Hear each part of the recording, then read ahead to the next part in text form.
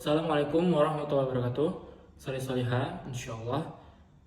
Pada kesempatan kali ini Bapak akan membuat video rangkuman materi pembelajaran untuk persiapan penilaian akhir tahun di semester 2. Pada kesempatan kali ini kita akan membahas materi IPAS, ilmu, pengetahuan, alam, dan sosial. Jadi Solih Soliha, silahkan simak video berikut ini untuk mengetahui rangkuman dan pembahasan ulang bab-bab yang masuk ujian PAT, dan harapannya Solih Soliha bisa menjawab soalnya dengan baik dan benar. Penasaran rangkuman materinya? Silakan simak video berikut ini.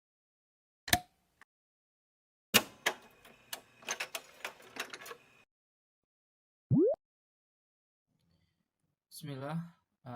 Sebelumnya saya ucapkan terima kasih banyak untuk ayah bunda yang telah memberikan kritik, sarannya, masukannya ya kepada video rangkuman yang saya buat sebelumnya. Insya Allah untuk video kali ini dan video berikutnya akan lebih menggunakan bahasa-bahasa yang lebih formal sesuai dengan ejaan yang disempurnakan. Kemudian terima kasih banyak juga untuk ayah bunda yang telah memberikan masukan dan sarannya, saya sangat mengapresiasi.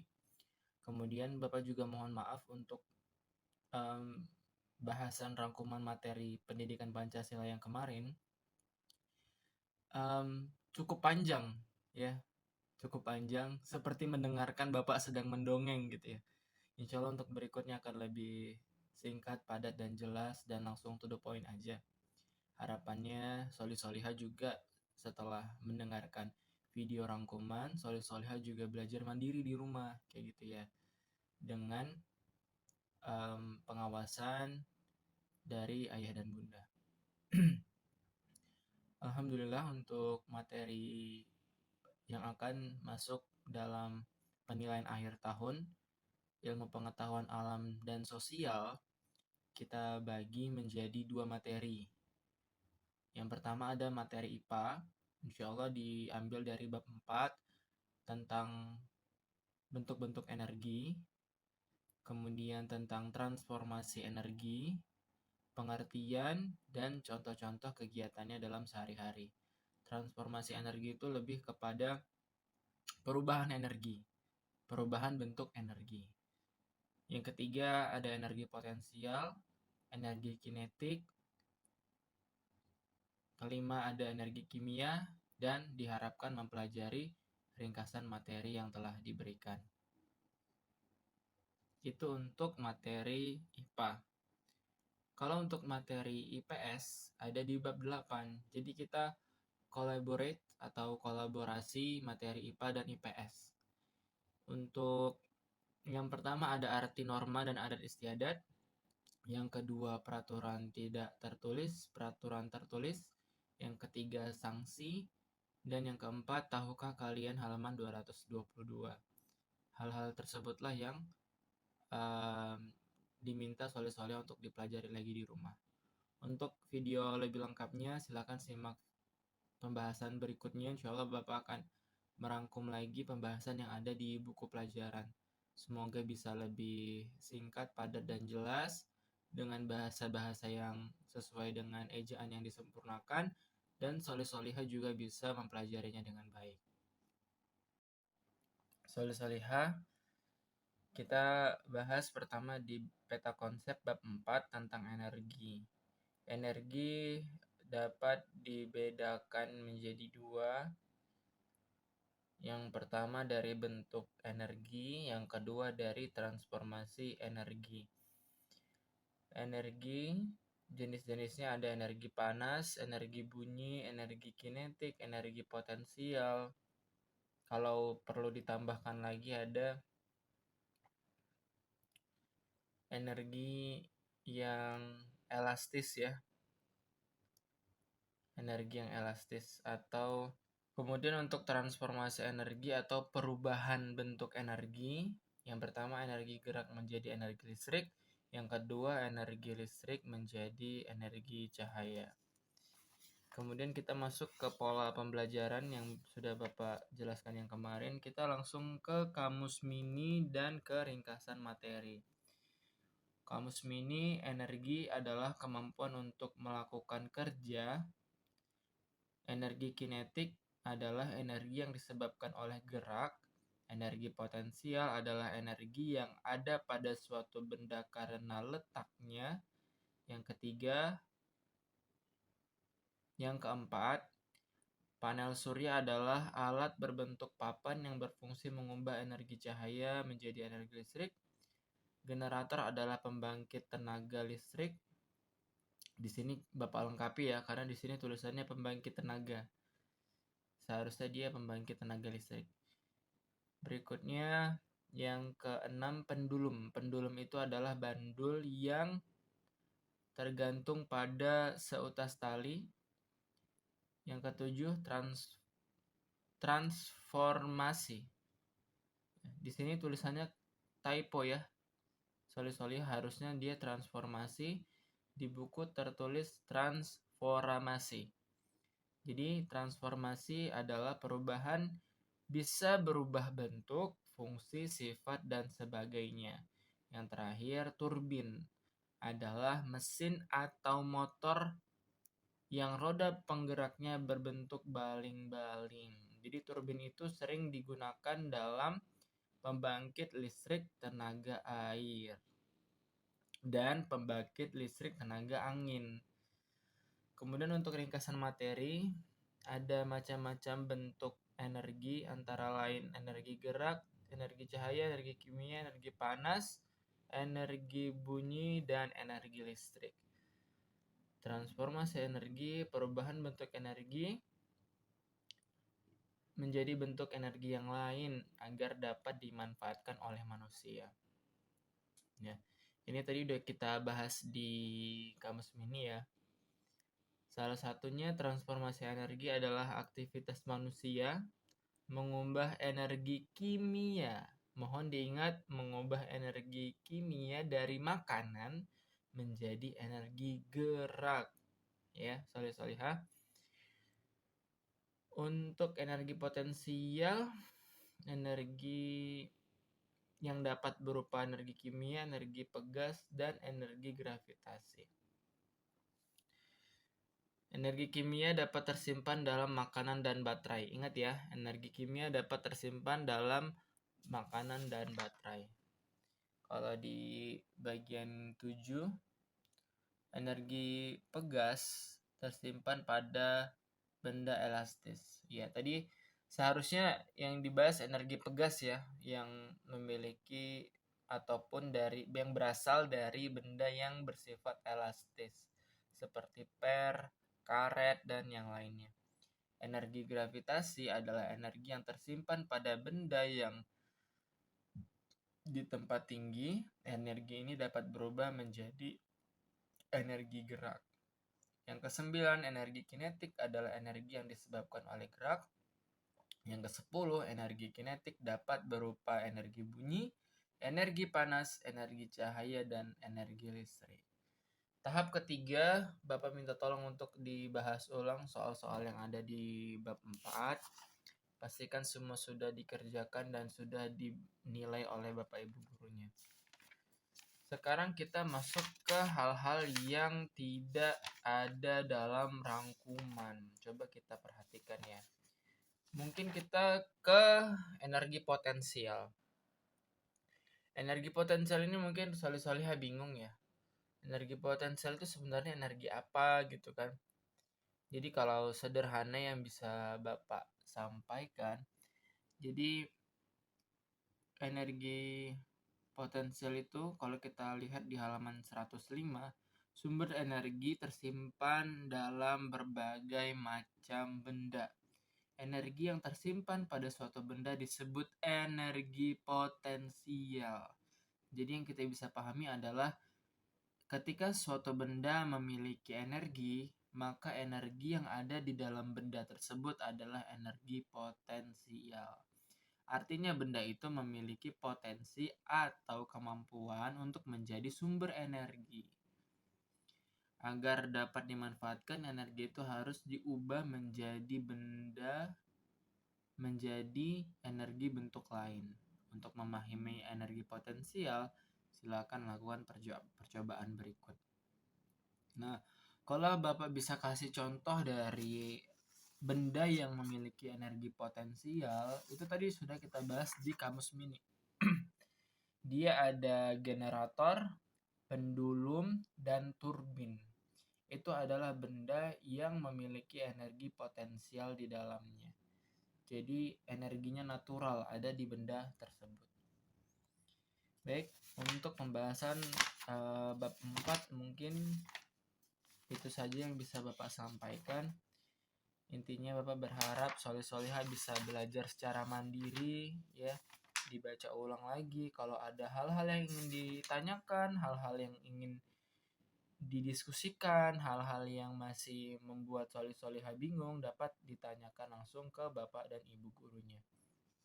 Baik, alhamdulillah kita langsung masuk ke bab berikutnya. Insya Allah ada di bab 8 untuk materi IPS. Tahap pertama kita ke peta konsep. Ada norma, adat istiadat, aturan tertulis, aturan tidak tertulis, dan sanksi. Tahap kedua. Tahap kedua kita langsung ke ringkasan materi. Tahap kedua kita langsung ke ringkasan materi, ada 9 ringkasan materi. Yang pertama, norma adalah aturan yang berlaku pada suatu wilayah. Ingat ya, itu adalah definisi dari norma.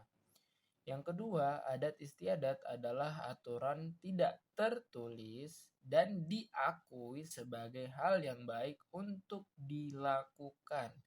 Adat istiadat.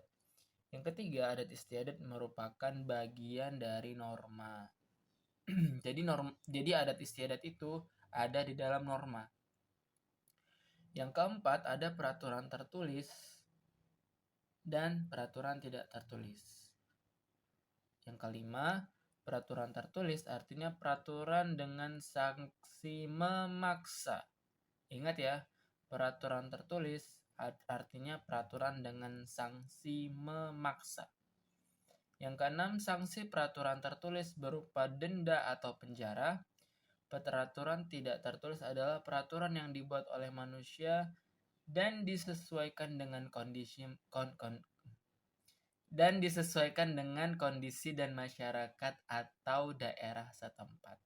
Yang kedelapan, sanksi peraturan tidak tertulis berupa teguran, peringatan, malu, atau perasaan menyesal pada diri sendiri. Yang terakhir, peraturan dibuat untuk menciptakan kehidupan yang tertib. Tahap ketiga setelah kita dari ringkasan materi, mohon dibahas soal-soal yang ada di bab 8, uji kompetensinya bagian A, bagian B, dan bagian C. Pastikan sudah dinilai atau diperiksa oleh Bapak Ibu gurunya. Nah, sekarang kita masuk ke hal-hal yang tidak dibahas dalam ringkasan materi. Cukup banyak ya yang tidak masuk dalam ringkasan materi. Coba kita lihat pertama di halaman 210 sampai 213. Jadi 210 itu adalah aturan adat yang dijadikan aturan pemerintah daerah. Jadi aturan adat tertentu yang dijadikan peraturan di daerah di mana asal dari suku atau adat tersebut. Yang pertama ada pecalang di Bali. Pecalang di Bali. Yang kedua ada pembagian suku dalam dan suku luar. Suku Baduy, Baduy dalam, Baduy luar, Sekilas perbedaannya hanya pada penggunaan alat-alat teknologi ya, karena Baduy luar sudah menggunakan barang-barang modern seperti kasur, bantal, dan beberapa alat elektronik. Sedangkan kalau Baduy dalam itu pure atau murni masih menggunakan alat-alat tradisional. Yang ketiga adalah berburu paus, masyarakat Pulau Lembata. Jadi ada 3 hal yang dilakukan oleh masyarakat Pulau Lembata dalam memburu paus. Berburu paus dilakukan antara bulan Mei November. Berburu paus hanya untuk memenuhi kebutuhan pangan seluruh warga. Jadi berburu pausnya nggak berlebihan gitu.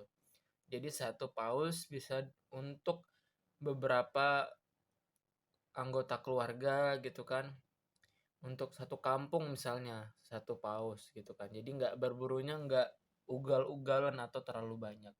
Yang ketiga, tidak menjual belikan bagian apapun dari paus yang berhasil ditangkap. Jadi tujuan berburu pausnya itu untuk bertahan hidup, bukan untuk mencari keuntungan yang berlebihan. Ada bagian D, E, dan F. Harapannya soleh-solehah bisa membaca secara mandiri. Kemudian yang luput dari ringkasan materi adalah bentuk-bentuk atau peraturan tertulis, seperti peraturan atau rambu-rambu lalu lintas.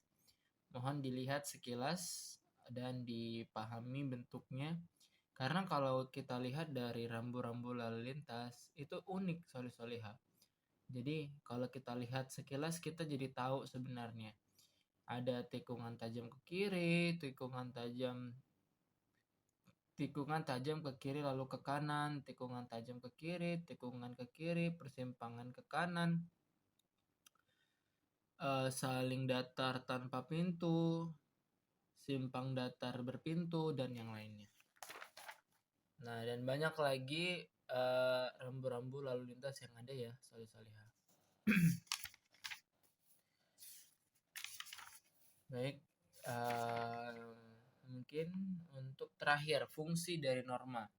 Fungsi norma itu ada 4, petunjuk arah pedoman dalam bersikap dan bertindak, pencegahan atau pencegah benturan kepentingan dalam kehidupan masyarakat, perlindungan bagi keberadaan masyarakat, menciptakan ketertiban dan ketentraman. Yang kelima, memberikan rasa keadilan dan kepastian hukum. Maaf ya, tadi Bapak bilang cuma 4, ternyata ada 5. Ada 5 ya soleh-solehah untuk fungsi norma. Minimal soleh-solehah itu mengingat 3 dari 5 gitu. 3 dari 5 yang harus diingat.